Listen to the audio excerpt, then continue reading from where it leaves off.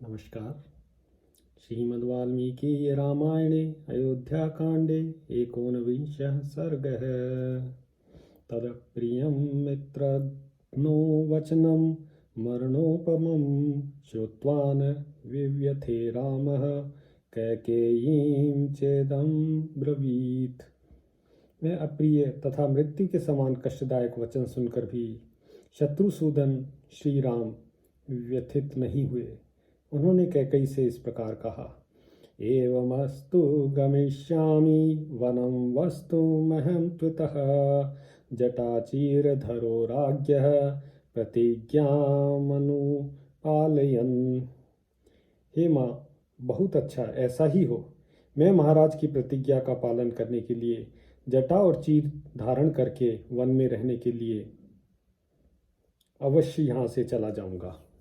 इदं तु ज्ञातुम् इच्छामि किमर्थं मां महीपतिः नाभिनन्दति दुर्धर्षो यथा पूर्वम् अरिन्दमः।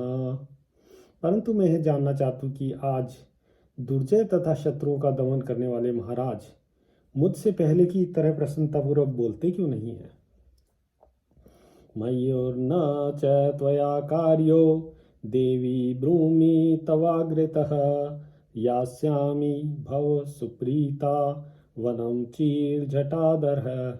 देवी, मैं तुम्हारे सामने ऐसी बात पूछ रहा हूँ, इसलिए तुम्हें क्रोध नहीं करना चाहिए। निश्चय चीर और जटा धारण करके मैं वन को चला जाऊंगा। हितेन गुरुणा पित्रा कृतज्ञेन नृपेण च नियुज्यमानो विस्त्रब्धः किं न कुर्यामहं प्रियम। राजा मेरे हितैषी गुरु पिता और कृतज्ञ हैं। इनकी आज्ञा होने पर इनका कौन सा ऐसा प्रिय कार्य है जिसे निशंक होकर न कर सकूं। अलीकं मानसं त्वेकं हृदयं दहते मम स्वयं यन्नाह मां राजा भरतस्याभिषेचनम। किंतु मेरे मन को एक ही हार्दिक दुख अधिक जल रहा है कि स्वयं महाराज ने मुझसे भरत के अभिषेक की बात नहीं कही।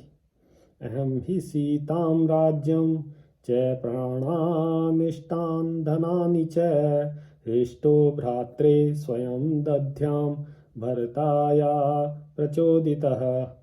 मैं केवल तुम्हारे कहने से भी अपने भाई भरत के लिए इस राज्य को, सीता को, प्यारे प्राणों को तथा सारी संपत्ति को भी प्रसन्नतापूर्वक स्वयं ही दे सकता हूँ। किं पुनर्मनुजेन्द्रेण स्वयं पित्रा प्रचोदितः त्वच प्रिय कामार्थम प्रतिज्ञामनुपालयन्। फिर यदि स्वयं महाराज मेरे पिताजी आज्ञा कर दें तो वह भी तुम्हारा प्रिय कार्य करने के लिए तो मैं प्रतिज्ञा का पालन करते हुए उस कार्य को क्यों नहीं करूँगा। तथा श्वास ह्रीमंतम किं त्विदं यन्महीपतिः वसुधा सक्तनयनो मंदं श्रोणी मुंजति। तुम मेरी ओर से विश्वास दिलाकर महाराज को आश्वासन दो। ये पृथ्वीनाथ पृथ्वी की ओर दृष्टि किए धीरे धीरे आंसू क्यों बहा रहे हैं।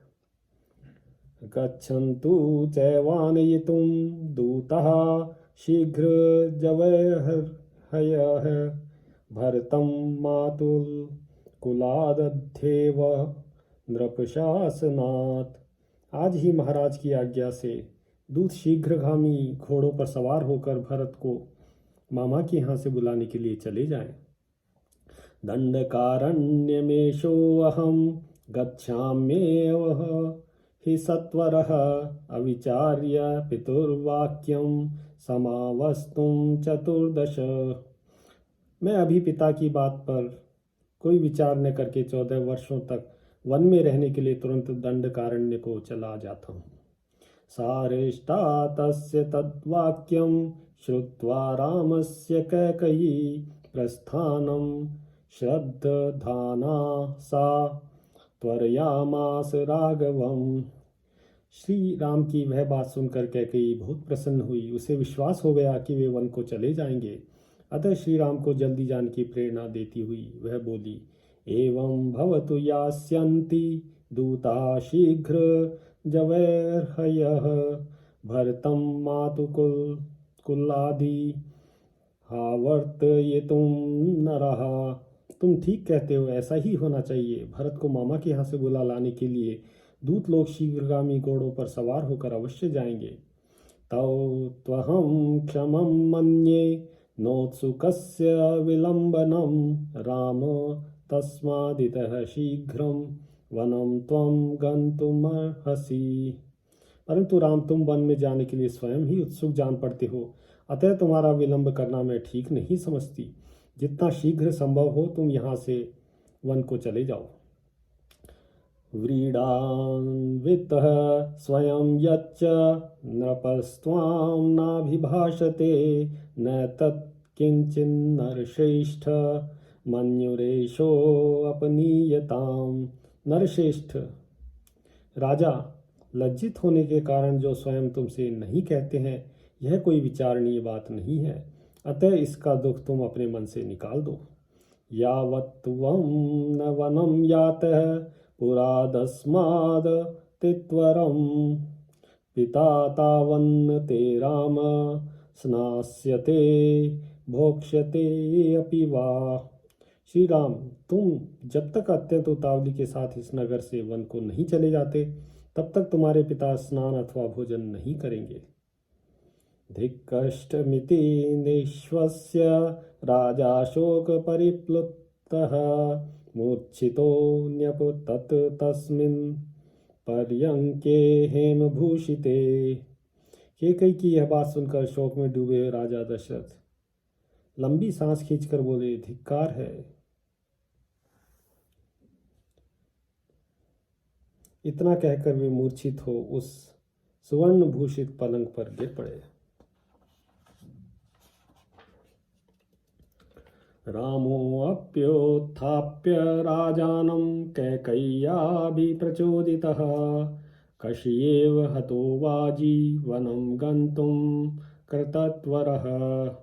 उस समय श्री राम ने राजा को उठाकर बिठा दिया और कैकेयी से प्रेरित हो वे शीघ्रतापूर्वक वन को जाने के लिए चल पड़े।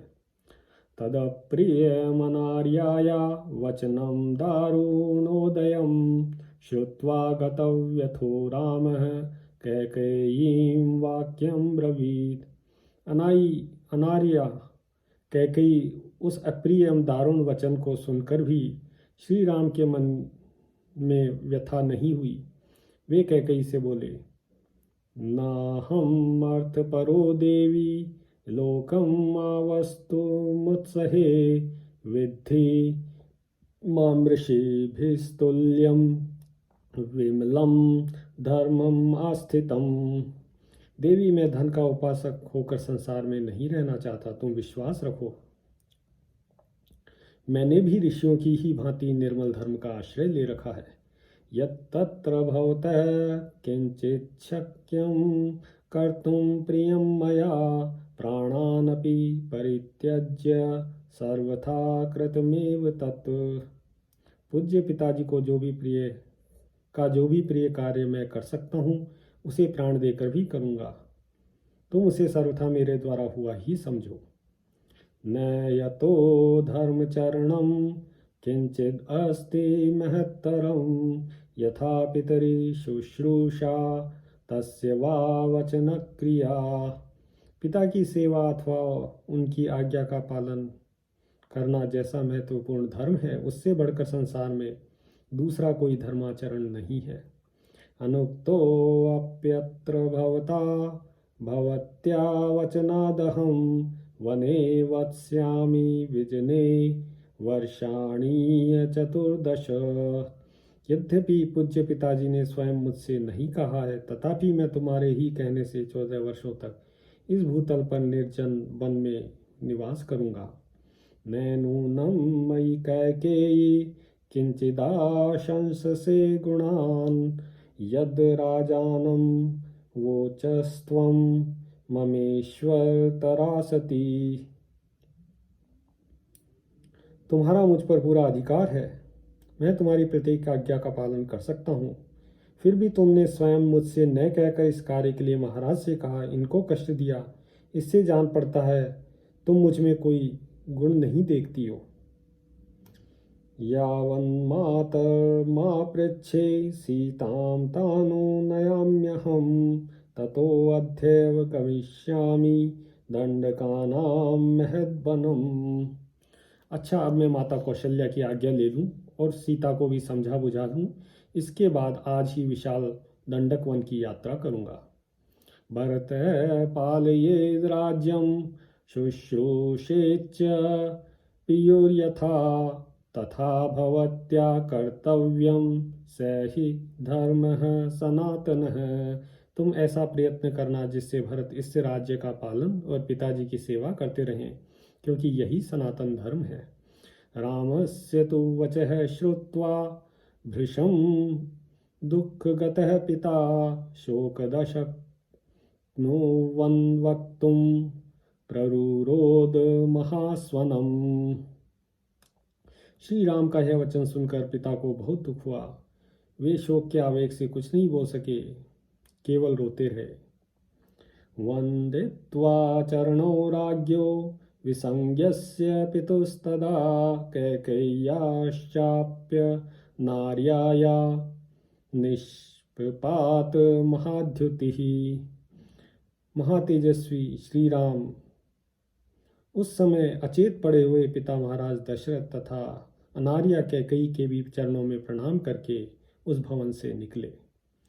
स राम पितरं कृत्वा कैकेयीं च प्रदक्षिणं निष्क्रम्यातः पुरात् तस्मात् स्वं ददर्श सुहृज्जनम्। पिता दशरथ और माता कैकेयी की परिक्रमा करके उस अंतःपुर से बाहर निकलकर श्री राम अपने सुहृदों से मिले। तम बाष्प परिपूर्णाक्षः पृष्ठतो अनुजगाम है लक्ष्मण परम क्रुद्धः सुमित्रानंदवर्धनः। सुमित्रा का आनंद बढ़ाने वाले लक्ष्मण उस अन्याय को देखकर अत्यंत कुपित हो उठे। तथापि दोनों नेत्रों में आंसू भरकर वे चुपचाप श्री रामचंद्र जी के पीछे पीछे चल पड़े। अभिषेचनिकं भाण्डं कृत्वा रामे प्रदक्षिणं शनैर्जगाम सापेक्षो दृष्टिं तत्रा विचालयन्। श्री रामचंद्र जी के मन में अब वन जाने की आकांक्षा का उदय हो गया था। अतः अभिषेक के लिए एकत्र की हुई सामग्री को प्रदक्षिणा करते हुए वे धीरे धीरे आगे बढ़ गए। उनकी ओर उन्होंने दृष्टिपात नहीं किया। न चास्य महतीं लक्ष्मीं राज्यनाशो अपकर्षति लोककान्तस्य कान्तत्वाच्छितरश्मेरुक्षयः। श्री राम अविनाशी कांति से युक्त थे, इसलिए उस समय राज्य का न मिलना उन लोक कमनीय श्री राम की महती शोभा में कोई अंतर न डाल सका। जैसे चंद्रमा का क्षीण होना उसकी सहज शोभा का अपकर्ष नहीं कर पाता है। न वनं गन्तु कामस्य त्यजतश्च वसुन्धरां सर्वलोकातिगस्यैव लक्ष्येत चित्तविक्रिया। वे वन में जाने को उत्सुक थे और सारी पृथ्वी का राज्य छोड़ रहे थे, फिर भी उनके चित्त में सर्वलोका के जीवन मुक्त महात्मा की भांति कोई विकार नहीं देखा गया। प्रतिषेध्य शुभम छत्रम व्यजने च स्वलंकृते विसर्जयित्वा स्वजनम रथम पौरांस्तथा जनान् धारयन् मनसा दुःखमिन्द्रियाणि निग्रह्य च प्रविवेशात्मवान् वेश्म मातुर्प्रिय शंसिवान। श्री राम ने अपने ऊपर सुंदर छत्र लगाने की मनाही कर दी। डुलाए जाने वाले सुसज्जित चंवर भी रोक दिए। वे रथ को लौटाकर स्वजनों तथा पूर्वासी मनुष्यों को भी विदा करके दुख को मन में ही दबाकर इंद्रियों को काबू में करके यह अप्रिय समाचार सुनाने के लिए माता कौशल्या के महल में गए उस समय उन्होंने मन को पूर्णतः वश में कर रखा था। सर्वोऽप्यभिजनः श्रीमान् श्रीमतः सत्यवादिनः नालक्ष्यत रामस्य कंचिदाकारमानने। जो शोभाशाली मनुष्य सदा सत्यवादी श्री राम के निकट रहा करते थे, उन्होंने भी उनके मुख पर कोई विकार नहीं देखा। उचितं च महाबाहुर्न जहो हर्षम् आत्मवान् शारदः समुदीर्णां शुश्चन्द्रेस्तेज इवात्मजम्। मन को वश में रखने वाले महाबाहु श्री राम ने अपनी स्वाभाविक प्रसन्नता उसी तरह नहीं छोड़ी थी जैसे शरद काल का उद्दीप्त किरणों वाला चंद्रमा अपने सहज तेज का परित्याग नहीं करता है। वाचा मधुरया राम सर्वं सम्मानयञ्जनं मातु समीपं धर्मात्मा प्रविवेश महायशः। महायशस्वी धर्मात्मा श्री राम मधुर वाणी से सब लोगों का सम्मान करते हुए अपनी माता के समीप गए। तम गुणः समतां प्राप्तो भ्राता विपुल विक्रमः सौमित्रनुव्राज धारयन् दुखम आत्मजम। उस समय गुणों में श्री राम की ही समानता करने वाले महापराक्रमी भ्राता सुमित्रा कुमार लक्ष्मण भी अपने मानसिक दुख को मन में ही धारण किए हुए श्री राम के पीछे पीछे गए। प्रविश्य वेश्मातिभृशं मुद्रायुतं समीक्ष्य तां चार्थविपत्तिम् आगतं न चैव रामोऽत्र जगाम विक्रियां सुरज्जन्मस्यात्मविपत्ति शंकया। अत्यंत आनंद से भरे हुए उस भवन में प्रवेश करके लौकिक दृष्टि से अपने अभीष्ट अर्थ का विनाश हुआ देखकर भी हितैषी सुहृदों के प्राणों पर संकट आ जाने की आशंका से श्री राम ने यहाँ अपने मुख पर कोई विकार नहीं प्रकट होने दिया।